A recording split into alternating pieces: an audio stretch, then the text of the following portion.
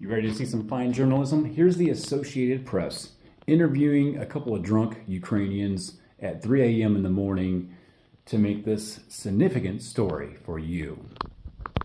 Без поддержки Европы и Штатов Украина не сможет выдержать.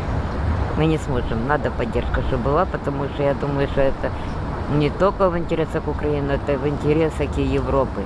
Может быть, Штаты и, конечно, так как Трамп сказал, что мы отделены океаном, и как бы это больше интересы Европы. Может быть и так, а океан океаном. А если так, как Путин грозит и ядеркой, и всем, то и океан не поможет. То есть, к нам неуважение со стороны Америки, полное неуважение, потому что, то есть мы стараемся добиться демократии, и к нам, полное неуважение.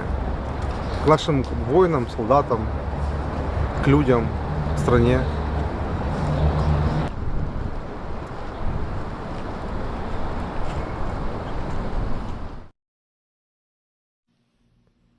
That's it. That's all the video. That's it. And it was like titled, Ukrainians are fed up. How can we stand for this? And that's it. That's the video, guys. There's two people in Ukraine that are upset.